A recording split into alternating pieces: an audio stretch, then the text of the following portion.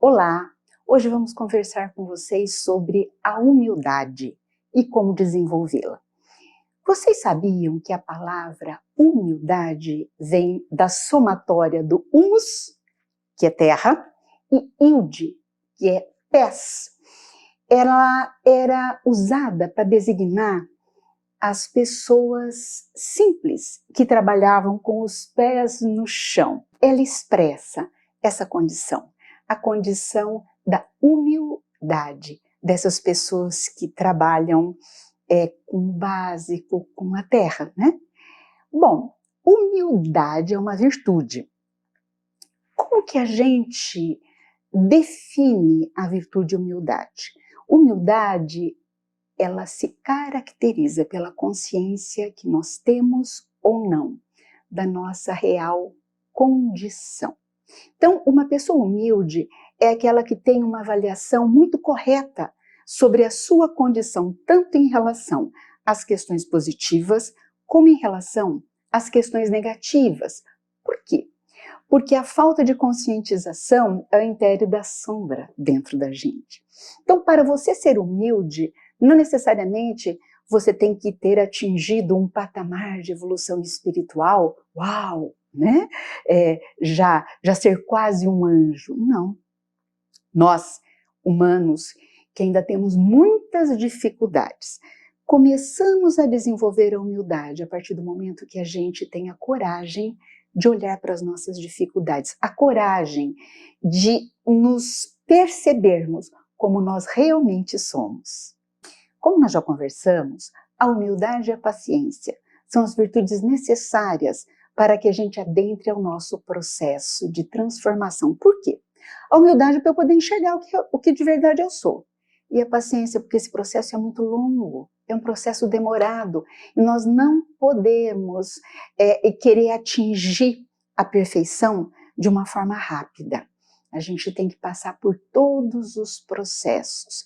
E isso é muito lento, né? Mas o alento é que nós temos a eternidade para atingirmos isso. Eu sempre uso isso falando assim, né? A gente ter a consciência de que temos a eternidade não pode ser de desculpa para a gente passar a mão na nossa cabeça em relação às nossas dificuldades. Mas, para que a gente não se apresse, para que a gente não fique com a fantasia de que em uma, duas encarnações a gente vai concluir o nosso processo de desenvolvimento. Então, quais são os passos que eu preciso ter para desenvolver a humildade? Bom, antes de falar desses passos, eu vivo colocando para vocês que o amor é o pai de todas as nossas virtudes. E a humildade, gente, é a mãe. A humildade pode ser considerada a mãe de todas as virtudes. Paulo, em Filipenses 2:3, capítulo 2, versículo 3, diz: nada façais por contenda ou por vanglória, mas por humildade. Então ele já indica esse caminho para nós. Bom, como que a gente pode desenvolver a humildade? A primeira coisa é a gente poder não pensar que a gente é bom demais para nada. Eu não posso pensar que eu sou boa esposa demais para o marido que eu tenho, boa mãe demais para os filhos que eu tenho, boa vizinha para os vizinhos que eu tenho, boa profissional para as pessoas que precisam de mim. Eu preciso ter a exata dimensão das minhas possibilidades, das minhas capacidades, das minhas dificuldades. Então, o primeiro passo é a gente pegar na mão toda vez que a gente pensa que a gente é mais e tentar alinhar isso. Uma segunda coisa, a gente precisa ser otimista. Por quê? Porque a pessoa otimista, ela sempre acredita que o bem acontecerá, que as coisas vão se organizar, que você vai conseguir, que você vai conquistar. Por quê? Porque se eu mantenho a minha mente dentro de um padrão de pensamentos positivos e pensamentos otimistas, eu não vou me assustar em perceber as minhas dificuldades. Então eu preciso ter otimismo para entender que eu posso aceitá-las, porque elas vão mudar, desde que eu me coloque no caminho. A terceira coisa, você precisa aceitar as suas imperfeições.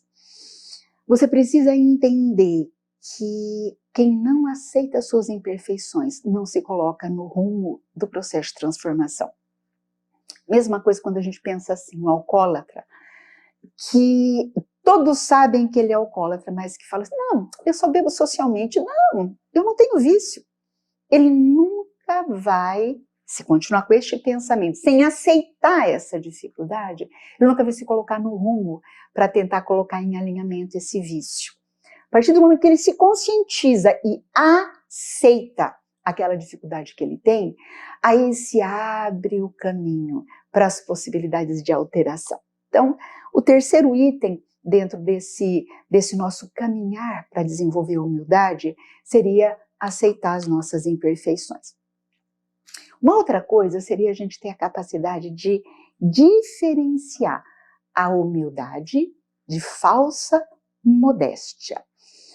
A falsa modéstia, ela foca mais nas aparências. Nós precisamos tentar vasculhar, vamos dizer assim, no outro, em nós mesmos, a real humildade. Toda vez que eu estou precisando aparentar algo, ou externamente, ou internamente, estou precisando aparentar que sou tão caridosa, aí eu vou, faço isso, faço aquilo, é uma aparência. Ou toda vez que eu preciso, pela minha aparência externa, demonstrar a minha modéstia. Eu não posso confundir isso com humildade. Isso é falsa modéstia. A falsa modéstia, ela alimenta, como nós conversamos no nosso encontro anterior, ela alimenta o nosso orgulho. Ela alimenta aquele outro eu que precisa fazer de conta para não confrontar as reais dificuldades que apresenta.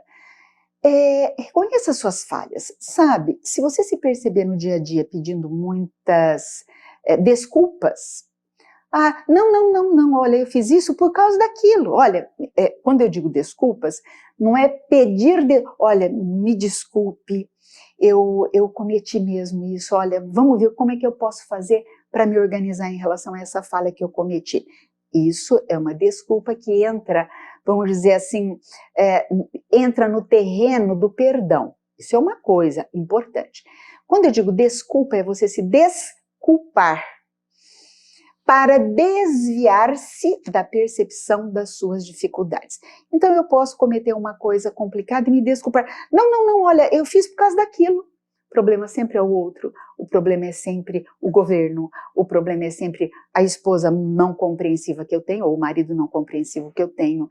O problema são os colegas de trabalho que não me aceitam, que são improdutivos. Então eu sempre estou encontrando uma desculpa para justificar as minhas dificuldades.